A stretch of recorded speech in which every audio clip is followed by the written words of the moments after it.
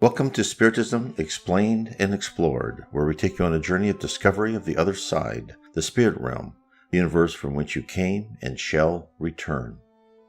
Catastrophes. Why are there catastrophes? If the spirit world loves us, why do so many innocents perish in such tragic circumstances? The answer is that it is all part of a bigger picture. When people question the existence of God, they, and I in the past, have always asked how God could kill innocent people. As an example, think of the tsunami in Japan on March 11, 2011. A magnitude 9 earthquake hit northeastern Japan.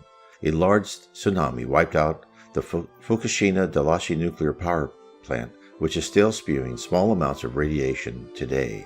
It is estimated that more than 2,500 people are still missing or have died in the calamity. More than 250,000 people lost their homes.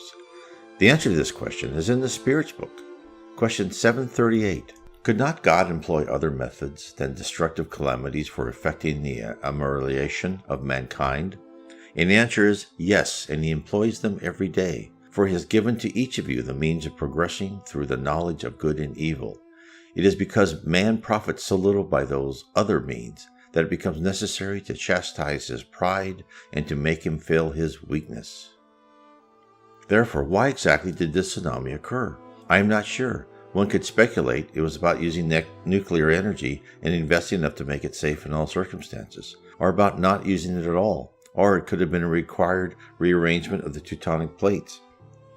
I do know that in the book On the Way to the Light, the Spirit Emmanuel tells us that Vesuvius, the volcano which buried the Roman cities of Pompeii and Herculaneum in 79 AD, occurred as a warning to Rome, foreshadowing the decline of the Roman Empire. Christianity was meant to modify the unbridled avarice and cruelty of the Roman elite. When its message was ignored and suppressed, a sign was delivered in unmistakable terms. Does this mean we return to bygone days when every event was a message from the gods and human sacrifices were made for appeasement? Not exactly.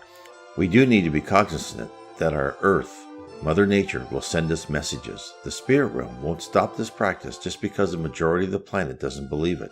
The spirituality is consistent and knows that at some time in the future we shall realize the interconnections between our conduct and major cataclysmic events. In Spiritist literature, there is a theme of the need to respect the planet and put back what was taken. We are here to use the gifts presented to us, such as minerals, farmland, etc., but we should repair what was damaged and clean up after ourselves. We are warned that our behavior towards our sphere is graded, and currently the human race is not passing.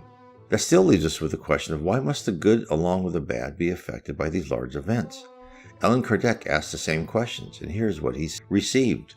This is what he asked. But the good man succumbs under the action of these scourges, as does the wicked. Is this just? And here is the answer. During his earthly sojourn, man measures everything by the standard of his bodily life.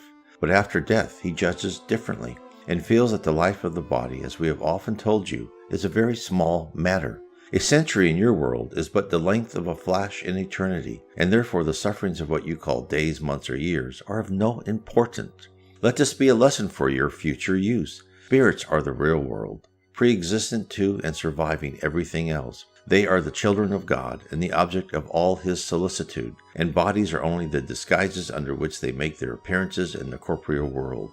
In the great calamities that decimate the human race, the sufferers are like an army that, in the course of a campaign, sees its clothing tattered, worn out, or lost. The general is more anxious about his soldiers than about their coats.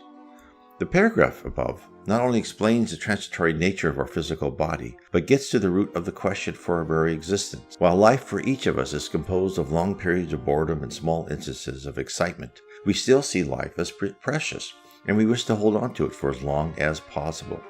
What the spirit world is telling us is that life is more like that old t-shirt you have stored away in your drawer. It served a purpose once, but if you throw it away, it won't be missed. In other words, it is completely unimportant. What is vital is for our souls to continue their path to perfection and the accumulations of lessons for us and the collective student body on earth at any one moment. The goal of the spirit world is to teach us to be civilized. We must be certain in all circumstances that following our conscience is the correct decision, no matter what the material sacrifice. We must be loving and supporting of all humans, not just our family and extended tribe, putting some of us on the planet for a relatively short time and having a few of us appear to be prematurely expire as a demonstration of the primacy of our collective goal of perfection is just one of the teaching tools utilized by the spirit realm.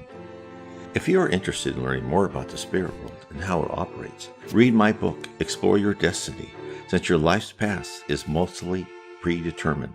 Do you wonder if you have an important call with destiny, that you have been selected for something, a cause of a higher purpose? Well, you have been chosen, and the why, when, where, and how is the subject of this book. Explore Your Destiny is divided into 4 sections. Each section supplies one more piece of the puzzle for you to place, so you can look at your life's arc with new insights. First, the why. Why are we here, and why must we live what we are living through right now? It's an old age expression that we all say at one time or another. Why me? Well, there is a reason, and it will be explained to you. When? In what period along your soul's timeline is all of this happening? Yes, there is a greater context of your soul, which you may not be aware of. Knowing your relative position in the path to perfection will guide you to understanding your current life. How? How does all of this occur? How does the entire process affect your destiny and actions? What are the rules of the game? Knowing the structure and comprehending the basic laws that direct your life provides you with a point of view that will put everything into perspective. Where? Where is this world that plans our destiny? Are there good places to be and are there bad? Where does the earth fit into the logical structure? You will see where the regions that you are striving to attain are and where you may be living in your not too distant future. God bless.